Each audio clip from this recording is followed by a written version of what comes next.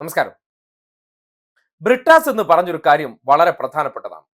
എന്താണെന്നല്ലേ, നമ്മൾ കഴിഞ്ഞ ദിവസം രാജ്യസഭയിൽ ഒരു കേന്ദ്ര മനോരോഗിയെ കണ്ടിരുന്നല്ലോ. മനോരോഗിയുടെ പ്രവർത്തനങ്ങൾ കണ്ടു കഴിഞ്ഞാൽ ആർക്കായിരുന്നാലും വളരെ പെട്ടെന്ന് ഒരു പ്രകോപനം ഉണ്ടാകും, എന്തെങ്കിലുമൊക്കെ പത്ത് പറയണമെന്ന്. പക്ഷെ അങ്ങനെയല്ല. വളരെ തന്മയത്വത്തോടു കൂടി ബ്രിട്ടാസ് പറഞ്ഞൊരു കാര്യമുണ്ട്. നമ്മുടെ കൂട്ടത്തിലുള്ള ഒരാളല്ലേ. എങ്ങനെ ആ ഡയലോഗ് ഒന്ന് കേട്ടെ. പക്ഷേ അദ്ദേഹത്തിന് ഞാൻ കുറ്റം പറയില്ല. എന്താ കാരണം വെച്ചാൽ അദ്ദേഹം ദീർഘകാലം ഒരു സ്ക്രിപ്റ്റ് റൈറ്ററുടെ ഒരു സഹായത്തോടു കൂടിയിട്ടാണ് അദ്ദേഹം വിരാജിച്ചത്. അദ്ദേഹത്തിൻ്റെ സിനിമ നടനെന്നുള്ള പരിവേഷമാണ് അദ്ദേഹത്തെ വിജയിക്കാൻ തന്നെ പ്രേരിപ്പിച്ചത്, അല്ലെങ്കിൽ അതിന് സഹായകരമായത്. അപ്പോൾ BJP അല്ലെങ്കിൽ ഇപ്പം രാജീവ് ചന്ദ്രശേഖരൻ വന്നിട്ടുണ്ട്, അദ്ദേഹത്തിന് കൃത്യമായിട്ട് ഈ മീഡിയയുടെ ഇതിവൃത്തങ്ങളൊക്കെ അറിയാം. അപ്പോൾ അദ്ദേഹം തന്നെ മുൻകൈ എടുത്തിട്ട് ഈ രാഷ്ട്രീയത്തിലും ഒരു സ്ക്രിപ്റ്റ് റൈറ്ററെ സുരേഷ് ഗോപിക്ക് ഉണ്ടാക്കാൻ വേണ്ടിയിട്ട് അല്ലെങ്കിൽ പ്രദാനം ചെയ്യാൻ വേണ്ടിയിട്ട് ശ്രമിക്കണം. ഇനി നിങ്ങൾ മാധ്യമങ്ങൾ കൂടി വേണമെങ്കിൽ മത്സരിച്ചിട്ട് വേണമെങ്കിൽ അദ്ദേഹത്തിനൊരു സഹായം ചെയ്തു കൊടുക്കാവുന്നതാണ്. കുറേയും കൂടി യുക്തിഭദ്രമായിട്ട് എങ്ങനെയാണ് രാഷ്ട്രീയ ചോദ്യങ്ങളോട് പ്രതികരിക്കുന്നത് എന്നുള്ളത് അദ്ദേഹത്തെ ഒന്ന് ഗൈഡ് ചെയ്യാന്നാണ്. നമ്മുടെ സുഹൃത്തല്ലേ, നമ്മുടെ ഒരു ജനപ്രതിയല്ലേ, അദ്ദേഹത്തിന് ഇങ്ങനെ തള്ളിക്കളയേണ്ട കാര്യമുണ്ടോ? കൂട്ടത്തിലുള്ള ഒരാളല്ലേ. എന്തെങ്കിലും സംഭവിച്ചാൽ ആര് തന്നെ അത് നേരിടണം? നമ്മൾ തന്നെ നേരിടണം. അത് നമ്മുടെ ഉത്തരവാദിത്വമാണ്. അതുകൊണ്ട് കൈവിടാൻ പാടില്ല. ഈ മനുഷ്യന് ചിത്തഭ്രമം ഉണ്ടാവുക, അല്ലെങ്കിൽ ചില സന്ദർഭങ്ങളിൽ മനസ്സിന്റെ താളം തെറ്റിപ്പോവുക എന്ന് പറഞ്ഞാൽ അവന്റെ കുറ്റം കൊണ്ടല്ല. നിങ്ങൾ ഇന്നലത്തെ രാജ്യസഭയിലെ ഒരു ക്ലോസപ്പ് ദൃശ്യം നിങ്ങളെ കാണിക്കുകയാണ്. അത് കണ്ടിട്ട് നിങ്ങൾ തന്നെ വിലയിരുത്തൂ. ഒരാൾക്ക് പ്രകടമായിട്ടുള്ള പ്രശ്നം ഉണ്ടോ ഇല്ലയോ എന്നുള്ളത് വിലയിരുത്താൻ നിങ്ങൾക്ക് തന്നെ അങ്ങ് വിട്ടിരിക്കുകയാണ്. Left, right, left. Left, right, left. Please sit down. Please. Not. Through I you, will not sir. allow you. Please sit down. Listening. Through you, sir. Please speak. Two films. സൈക്കോസിന്റെ പലതര അവസ്ഥാന്തരങ്ങളാണ്. ഏതൊക്കെ വഴിയിലൂടെ സഞ്ചരിക്കുമെന്ന് ആർക്കും അറിയില്ല. പല വഴികളിലൂടെ സഞ്ചരിച്ചെന്നിരിക്കും. തീർത്തും വിജനമായിട്ടുള്ള വഴികളാണ് ആ യാത്ര നടത്തുക. അതുകൊണ്ട് നമുക്ക് കാണുമ്പോൾ പെട്ടെന്ന് തോന്നും ഇതെന്താണ് ഇത് കാണിക്കുന്നതെന്ന്. അത് ഒരാളുടെ മനസ്സിന്റെ പ്രശ്നമാണ്. നിങ്ങൾ ഒന്ന് ആലോചിച്ച് നോക്കിയേ. റോഡ് വക്കിലൂടെയൊക്കെ ചിലർ അലക്ഷ്യമായിട്ട് നടക്കുന്ന കാണാം. മുടിയൊക്കെ ചീകാതെയും മുഷിഞ്ഞ വേഷമൊക്കെ ഇട്ട് അവർ എന്തൊക്കെയോ പുലമ്പിക്കൊണ്ട് നടക്കും പോലെ. ഇത് വേറൊരു തരത്തിലുള്ള സൈക്കോസിന്റെ അനന്തരഫലമാണ്.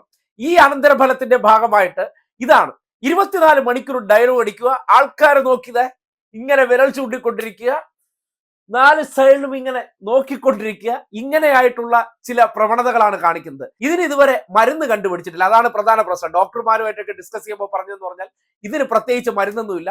പിന്നെ ഷോക്ക് കൊടുക്കാന്നുള്ള കാര്യം, ഷോക്ക് കൊടുക്കണമെന്നുണ്ടെങ്കിൽ ഇടുക്കി പവർ ഹൗസിൽ കൊണ്ടുപോയി തന്നെ ഇതിന് ഷോക്ക് കൊടുക്കണം. ആ ഷോക്ക് കൊടുത്താലേ ചിലപ്പോ രക്ഷപ്പെട്ടു വരുവുള്ളൂ. മിക്കവാറും ഇത്തരം അപൂർവങ്ങളിൽ അപൂർവമായിട്ട് വരുന്ന ചില രോഗമാണ്. അതുകൊണ്ട് ഇത് ഒരിക്കലും പോകുമെന്നുള്ള പ്രതീക്ഷയില്ല. പിന്നെ ഇടുക്കി പവർ ഹൗസിലെ വൈദ്യുതി വേണമെങ്കിൽ നമുക്ക് റിസ്ക് എടുത്തൊന്ന് വേസ്റ്റ് ചെയ്യാം. ഇതിന് മൊത്തത്തിൽ ആ വൈദ്യുതി അങ്ങ് അടിച്ചു കയറ്റി കഴിഞ്ഞാൽ ഒരു 2 ദിവസം കേരളത്തിൽ ഉപയോഗിക്കേണ്ട വൈദ്യുതി ഇത് മൊത്തത്തിൽ കയറി ഇറങ്ങാൻ വേണം. അപ്പൊ സ്വാഭാവികമായിട്ടും കേരളത്തിനാണ് നഷ്ടം. കാര്യം വേനൽക്കാലമാണ്. 2 ദിവസം കേരളത്തിന് ഉപയോഗിക്കേണ്ട വൈദ്യുതി ഒരാൾക്ക് അസുഖം എന്നുള്ള നിലയ്ക്ക് നമ്മൾ കൊണ്ടുവന്നിട്ട് ഇതിൽ മൊത്തം അടിച്ചു നിറച്ചു കഴിഞ്ഞാൽ എന്ത് സംഭവിക്കും? കേരളത്തിന് നഷ്ടം വരും. നാളെ എങ്ങാനും ഇവിടെ ലോഡ് ഷെഡിങ്ങോ അല്ലെങ്കിൽ പവർ കട്ടോ ഉണ്ടായാൽ അതിന് ഉത്തരം പറയേണ്ട ബാധ്യത ആരാണ്? അത് കേരള സർക്കാരിനാണ്. അപ്പൊ സ്വാഭാവികമായിട്ട് നമ്മൾ എന്താണ് ചെയ്യേണ്ടത്? നമ്മൾ വളരെ വിവേകപൂർവ്വമുള്ള തീരുമാനം എടുക്കണം. വിവേകപൂർവ്വമുള്ള തീരുമാനം എന്താകണം? ഈ കിടന്ന് ഇങ്ങനെ അലമ്പിയിട്ടോ പുലമ്പിയിട്ടോ പോട്ടെ, അത് ഒരാളുടെ മാനസിക നിലയുടെ താളം തെറ്റിലാണ്. അതിൽ നമ്മൾ കിടന്ന് തിരിച്ച് അതേ രീതിയിൽ പ്രതികരിച്ചാൽ അത് നമ്മുടെ ആരോഗ്യത്തിനും നമ്മുടെ എനർജിയും വേസ്റ്റ് ആക്കുന്നതിനപ്പുറം അതുകൊണ്ട് ഒരു ഗുണമില്ല. കാര്യം നമ്മൾ ഏതെങ്കിലും ഒരു സംഭവം നമ്മൾ തന്നെ ആലോചിച്ച് നോക്കും. നമ്മൾ ഒരു ചെവി കേൾക്കാത്ത ആളടുത്ത് പോയി നമ്മൾ ഈ ശംഖു ഊതുന്നു എന്ന് പറഞ്ഞു കേട്ടിട്ടില്ലേ? പണ്ട് അതിന് വേറൊരു പേര് പറയും. ഇനിയിപ്പോ ആ വിഭാഗത്തെ അധിക്ഷേപിച്ചു എന്ന് വേണ്ട. അങ്ങനെ ശംഖു ഊതിയിട്ട് വല്ല കാര്യമുണ്ടോ? ഒരു കാര്യമില്ല. അതുകൊണ്ട് ഇപ്പൊ കാണിച്ചുകൊണ്ടിരിക്കുന്ന ഇത് കൂടി വരാനാണ് സാധ്യത. കാര്യം ഓരോ ദിവസവും രോഗം ഇങ്ങനെ മൂർച്ഛിച്ച് വരികയാണ്. ഒന്നുകിൽ ഇത് ആളെയും കൊണ്ടേ പോകുള്ളൂ, അല്ലെങ്കിൽ ഇത് മെഡിസിൻ കൊടുത്ത് പറ്റില്ല. ഇതിന് കൊടുക്കാൻ പറ്റുന്ന ഏക മെഡിസിൻ എന്ന് പറഞ്ഞാൽ ഒരു 10-20 ഉറക്ക ഗുളികയും കൊടുക്കുക, ഒരാഴ്ച ഉറക്കുക, ഉണരുമ്പോൾ ആഹാരം കൊടുക്കുക, വീണ്ടും ഒരു 20 ഗുളിക കൊടുക്കുക. അതോടുകൂടി എവിടെയെങ്കിലും കിടന്നങ്ങ് ഉറങ്ങിക്കോളും. ഈ നാടിന് സമാധാനം കിട്ടും. അതിനപ്പുറത്തേക്ക് ഇതിന് മറ്റ് ട്രീറ്റ്മെന്റ് ഒന്നും ഇല്ലെന്നാണ് വിദഗ്ധരായിട്ടുള്ള സൈക്യാട്രിസ്റ്റുമാർ പോലും പറയുന്നത്. അതുകൊണ്ട് ഈ കാട്ടിക്കൂട്ടുന്ന പ്രവർത്തനങ്ങൾ നമ്മുടെ കൂട്ടത്തിൽ ജനിച്ചു പോയില്ലേ, മലയാളിയായി പോയില്ലേ. അപ്പൊ ഈ മലയാളികളാണെന്ന് നമ്മൾ ഊറ്റം കൊള്ളുമ്പോൾ ഇതുപോലുള്ള ചില കെടുതികളെ കൂടി നമ്മുടെ നാട്ടിൽ സഹിക്കേണ്ടി വരും. അതുകൊണ്ട് എല്ലാവരും കൂടി ഈ കാട്ടിക്കൂട്ടുന്നതെല്ലാം ഒരു മനസ്സിന്റെ താളപ്പിഴ വന്ന ആള് കാട്ടിക്കൂട്ടുന്ന കോപ്രായങ്ങളെ തമാശ മൈൻഡോടുകൂടി കണ്ട് ചിരിച്ചു കളയുക എന്നതിനപ്പുറം ഒരു ചുക്കുമില്ല. അല്ലാതെ സാമാന്യ മനസ്ഥിതിയുള്ള ഒരു മനുഷ്യരും ഇത്തരം പ്രവർത്തനങ്ങൾ ഒരിടത്തും കാണിക്കില്ല. നടപ്പിലും നോട്ടത്തിലും ഭാവത്തിലെല്ലാം എന്തൊക്കെയോ വശപ്പിശകുണ്ടെങ്കിൽ പ്രശ്നം ഉണ്ടെന്നേ.